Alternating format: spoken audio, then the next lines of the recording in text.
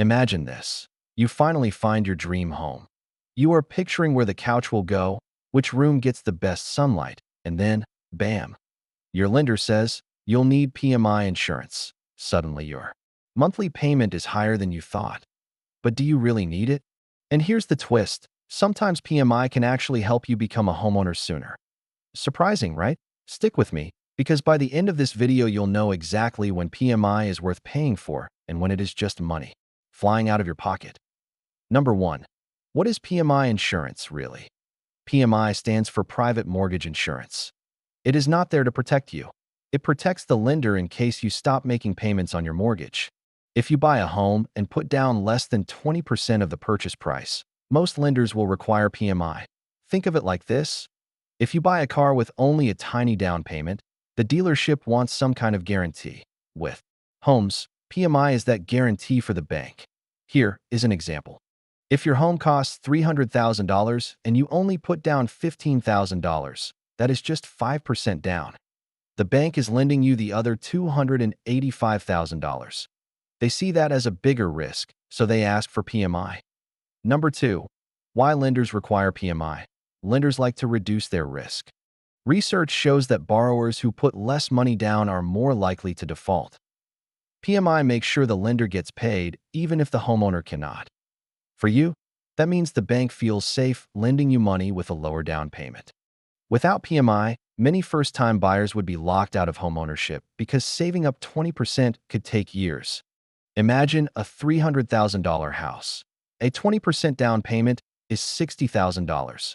Most beginners do not have that lying around.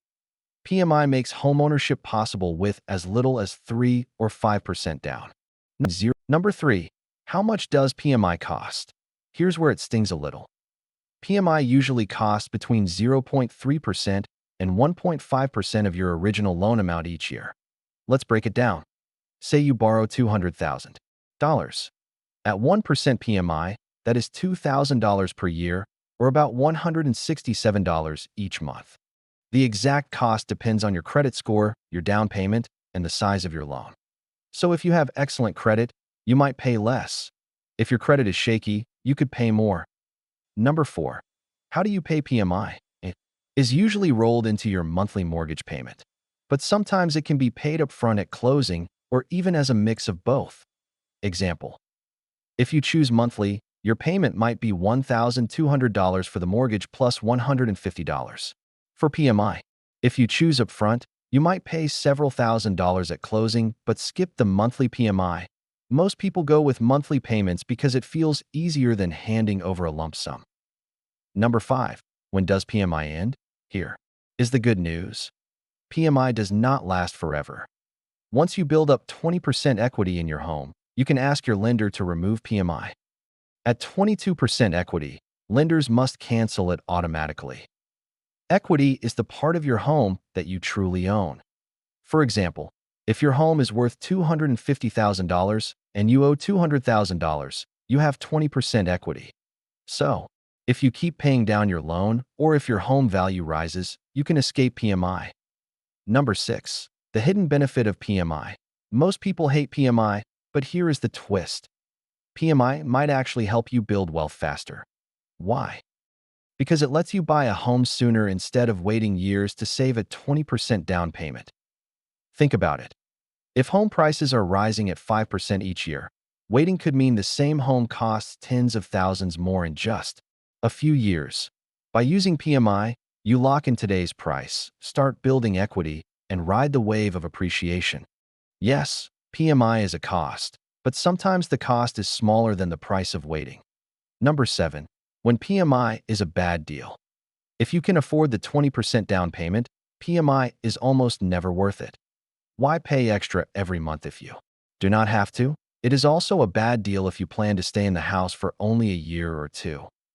PMI makes sense when you need time to grow equity, but if you are moving soon, you will not see that benefit.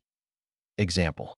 If you buy a home for $300,000 and sell it after 1 year, you probably paid thousands in PMI with no time to cancel it. Number 8. How to avoid PMI without a 20% down payment. Yes, there are tricks. One option is called a piggyback loan. This is when you take out a second smaller loan to cover part of your down payment. For example, you might put 10% down, borrow 10% on a second loan, and the bank covers the remaining 80%. Another option is using a VA loan if you are a veteran. VA loans do not require PMI at all. Some lenders offer special first-time buyer programs that skip PMI in exchange for slightly higher interest rates. It pays to shop around. Number 9. The role of credit score in PMI. Your credit score is huge when it comes to PMI costs. A borrower with a score of 760 might pay $40 a month for PMI. A borrower with a score of 620 could pay $150 a month for the same loan. So improving your credit before buying a home can save you thousands in PMI. Number 10. Strategies to get rid of PMI faster. You do not have to wait years. You can speed it up. Number 1. Make extra principal payments to pay down your balance faster. Number 2. Get a new appraisal if you think your home value has jumped. If your neighborhood is hot and prices have shot up, a new appraisal could push you past 20% equity quickly. Number 3. Consider refinancing if interest rates drop. Refinancing can both lower your monthly payment and eliminate PMI if you qualify. Number 11. The emotional side of PMI. For many people, PMI feels unfair. You are paying for insurance that does not even protect you. But here is the mindset shift. PMI is like a stepping stone. It is the price you pay for early entry into homeownership. Think of it as paying rent to your lender for taking a risk on you. Once you hit that 20% equity, the rent ends, and you are left with a growing asset that is all yours. Number 12. Real-life example. Let's take Sarah. She is 28, renting an apartment for $1,500 a month. She wants to buy a $250,000 home, but only has $15,000 saved for a down payment. That is 6%. Her lender requires PMI, costing her $120 a month. At first, she feels annoyed. But after 5 years, her home has appreciated by $50,000. She has also paid down her loan. She now has over 20% equity and cancels PMI. Sarah's small monthly PMI payments helped her get into the market early, and she ended up ahead. Number 13. PMI versus mortgage protection insurance. A lot of beginners confuse PMI with mortgage protection insurance. PMI protects the lender if you stop paying. Mortgage protection insurance protects your family by covering the mortgage if you pass away or become disabled. So, while both have the word insurance, they serve completely different purposes. Number 14. PMI and FHA loans. If you go with an FHA loan, you will pay something similar to PMI, called a mortgage insurance premium. The big difference is that FHA insurance is required even if you put 20% down, and sometimes it lasts for the life of the loan. This is why some buyers switch to conventional loans later to get rid of it. Number 15. Tax deductions. For PMI, here is something that surprises many people. PMI payments have sometimes been tax deductible in past years when Congress approved it. This changes over time, so it is worth checking the latest rules. If it is deductible, you could lower your taxable income and save money at tax time. Number 16. PMI on investment properties. If you are buying a home to rent out, lenders are usually stricter. Many require a bigger down payment, and PMI options are limited. That is because investment properties carry more risk than primary homes. So PMI is mainly a tool for first-time homebuyers rather than real estate investors. Number 17. Single premium PMI. Instead of paying PMI every month, some lenders offer single premium PMI. This means you pay it once at closing. The benefit is your monthly payment is lower. The downside is if you sell the home quickly, you cannot get that money back. Number 18. Lender paid PMI. Sometimes the lender says, "Don't worry, we'll cover PMI for you." But nothing is free. What they do is charge you a higher interest rate instead. It can make sense in some cases, but over time, the higher rate may cost more than regular PMI. Number 19. PMI and refinancing risks. If home values drop, you could end up stuck with PMI longer than expected. For example, if your home value falls, your equity goes down, which means you cannot cancel PMI yet. This is one reason why timing and location matter when buying a home with a small down payment. Number 20, PMI and adjustable rate mortgages.